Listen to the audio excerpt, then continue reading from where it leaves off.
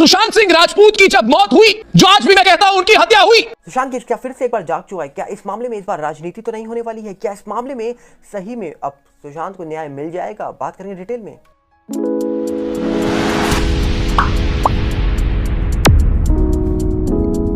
सुशांत राजपूत वाला मामला क्या 3 साल के बाद दोबारा से एक्टिव हो चुका है? बताया जा रहा है कि इस पूरे मामले में फिर से कई बड़े बड़े लोग अपने बयान दे रहे हैं, पर क्या ये मामला राजनीति के तरफ तो नहीं जा रहा है? क्या फिर से इस पूरे मामले में कोई राजनीति तो नहीं खेलना चाहता है? आपको बता दिया जाए, हाल ही में इस पूरे मामले को लेकर महाराष्ट्र के डिप्टी सीएम हो या फिर सीएम हो, सबके बयान निकल के आ रहे हैं सुशांत दिशा केस को लेकर, और वहीं पे कुछ लोग दावा कर रहे हैं कि कुछ भी नहीं होने वाला, ये तो राजनीति हो रही है, सीबीआई ने कुछ नहीं बताया अभी तक, तो फिर आखिरकार इस पूरे मामले का सच कौन बताएगा? पर कई लोग दावा कर रहे हैं कि इस पूरे मामले में कोई अपडेट निकल के आने वाली है जल्द, क्योंकि इलेक्शंस आने वाले हैं 2024 के, और 24 इलेक्शन से पहले कोई ना कोई बड़ी अपडेट जरूर निकल के आएगी इस पूरे मामले में। अब देखने वाला विषय ये है कि क्या सही में इस मामले में राजनीति हो रही है, या सही में इस पूरे मामले में कोई चाहता है कि न्याय मिले सुशांत सिंह राजपूत को। आपको अब एक बड़ी बात बताएंगे इस पूरे मामले में कि आखिरकार अचानक से डिप्टी सीएम हो या फिर इस मामले में जो सीएम है महाराष्ट्र के, वो क्यों निकल के आ गए हैं। हाल ही में आने वाले हैं बीएमसी के इलेक्शंस, उस बात को करने से पहले हम आपको बता दें कि अभी जो डिप्टी सीएम है वो है बीजेपी से,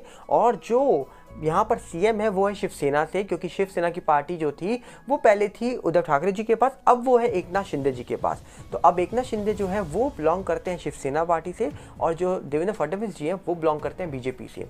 एक तरफ हमने देखा कि बीएमसी इलेक्शन आते ही देवेंद्र फडणवीस जी पहुंचते हैं अर्नब गोस्वामी के शो में, और वहां पर पालघर साधुओं का केस, सुशांत का केस, दिशा का केस, सारे केस के मुद्दे के बारे में चर्चा होती है, पर सामने से जवाब निकल के आता है कि जांच हो रही है, हमारे पास लोग सबूत रख रहे हैं, हम उसकी जांच करवा रहे हैं, अगर वो उसमें कुछ निकल के आएगा तो इस मामले को दोबारा से अच्छे से जांच करवाएंगे। अभी लोगों के बयान आ रहे हैं, लोग बयान दे रहे हैं, सबके बयान रिकॉर्ड नहीं हुए हैं। सोचिए 3 साल में अभी तक सबके बयान रिकॉर्ड नहीं हुए, अभी बयान रिकॉर्ड हो रहे हैं, मतलब बहुत बड़ा सवाल तो यहीं उठ जाता है। अब वहीं पे अगर हम बात करें तो दूसरी तरफ एकनाथ शिंदे जी जो कि शिवसेना से बिलोंग करते हैं, जो कि सीएम है इस समय महाराष्ट्र के, उनके पास बयान देने को क्या कुछ था?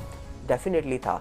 जब उनसे मीडिया ने सवाल पूछा कि डिप्टी सीएम इतना बड़ा बयान दे रहे हैं तो आप क्या कहेंगे सुशांत दिशा केस को लेकर, तब उन्होंने कहा जा रहा है कि बयान दिया कि हाँ, इस पूरे मामले में सच सामने आना चाहिए। और अचानक से कैसे राहुल कन्नल, जो कल तक कहा जाता है कि आदित्य ठाकरे के साथ थे, और कहा जाता है कि उनके साथ उनको देखा जाता है, उनके साथ अच्छी दोस्ती है उनकी, और बताया जाता है कि उन्होंने जब वेट लूज भी करा था तब तक वो आदित्य ठाकरे के साथ दिखाई देते थे, क्योंकि कहा जा रहा है कि एक दोस्ती है पुरानी, और आना जाना तो बना ही हुआ होगा क्योंकि पुराने दोस्त बताए जाते हैं। और अचानक से उन्होंने आदित्य ठाकरे का साथ छोड़ दिया, अचानक से वो एकनाथ शिंदे जी के पास क्यों आ गए?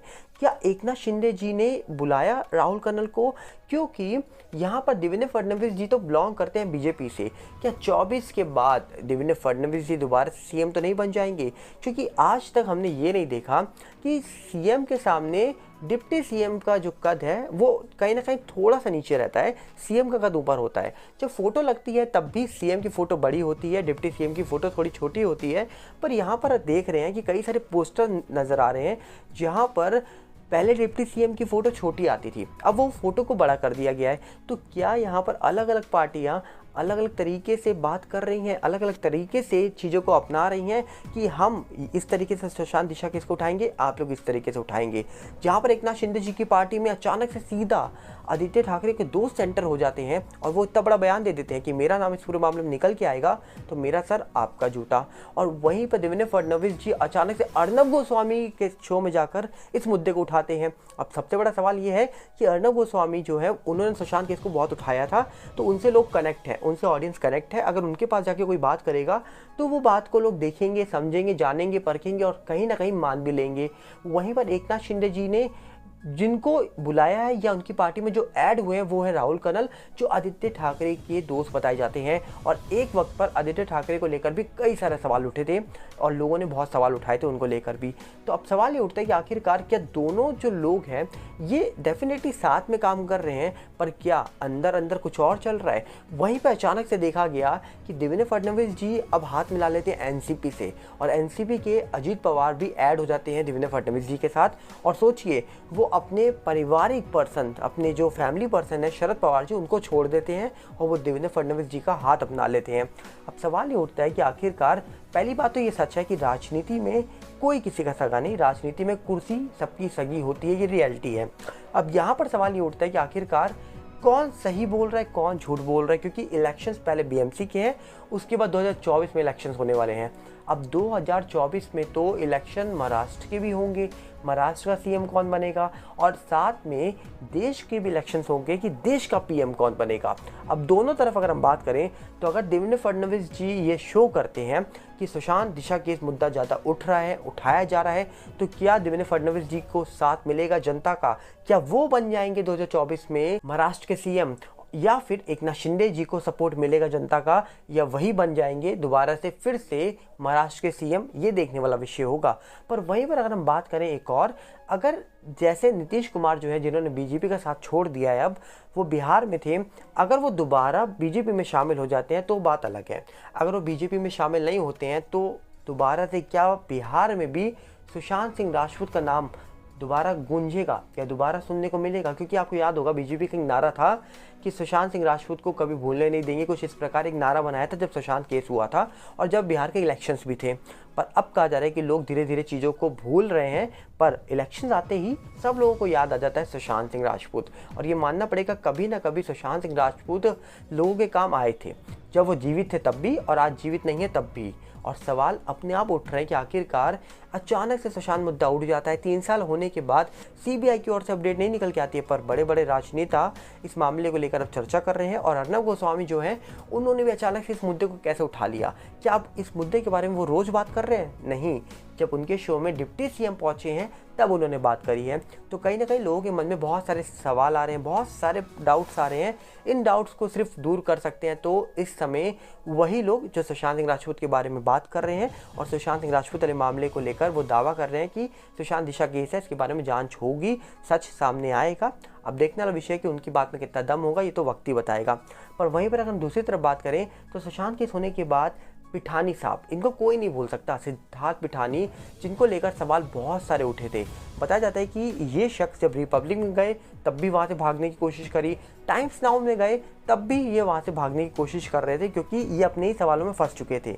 दावा होता है कि नाविका जो है टाइम्स नाउ में काम करती थी, बोला जा रहा है कि उन्होंने पिठानी से एक सवाल पूछा था कि सुशांत की डायरी के जो फटे हुए पन्ने थे वो कहाँ गए, सुशांत को जो मेडिसिन दी जाती थी वो कौन सी थी, कितनी दी जाती थी। उन सवालों के जवाब उल्टे सीधे दे दिए गए पिठानी साहब के द्वारा। और जब एक लॉयर थे जो कि सुब्रमण्यम स्वामी जी के साथ निकल के आए थे, शायद ईश्वरन भंडारी थे वो, उन्होंने सुशांत सिंह राजपूत की हाइट पूछी थी इनसे और बोला जाता है कि हाइट के नाम पर इन्होंने कहा कि मेरी हाइट 5'6", 5'7" है, सुशांत की हाइट थी 5'8". अब सवाल ये उठता है कि सुशांत सिंह राजपूत की हाइट 5'11" से लेकर 6 फीट तक बताई जा रही थी और बोला जा रहा है कि इतनी हाइट होने के बाद अचानक से 4 से 5 इंच हाइट कम हो जाएगी किसी की।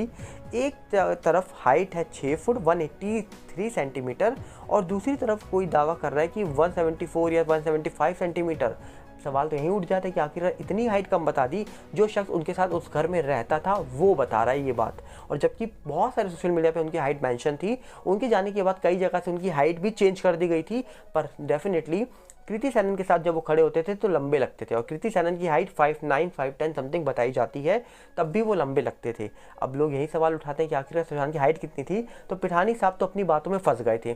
पर पिठानी साहब ने कहा जा रहा है कि रिपब्लिक के जो एंकर थे उनके सवालों के जवाब भी नहीं दिए थे। कहा जा रहा है कि रिपब्लिक के एंकर ने उनसे पूछा था कि सुशांत की 8 हार्ड ड्राइव जो थी उनका डेटा डिलीट हुआ, कैसे हुआ, किसने किया, क्यों किया, ये सवाल पूछ रहे थे लगातार उनसे जब वो सीबीआई के दफ्तर से बाहर निकल के आते थे। पर अभी तक उन्होंने कभी भी इस पूरे मुद्दे को लेकर सवाल नहीं उठाए और सीबीआई ने आज तक किसी भी शख्स को इस पूरे मामले में नहीं पकड़ा जिनके ऊपर उनको शक किया हो। पर वहीं पर एनसीबी ने इस पूरे मामले में कई लोगों को पकड़ा था, बाद में वो छूट गए, वो अलग बात है। पर सीबीआई ने अभी तक इस पूरे मामले में किसी को नहीं पकड़ा। और वहीं पर आपको बता दिया जाए, अब बड़े बड़े लोग इस पूरे मामले को लेकर चर्चा कर रहे हैं। अब देखने वाला विषय ये होगा कि आने वाले वक्त में निकल के क्या आएगा, ये तो वक्त ही बताएगा।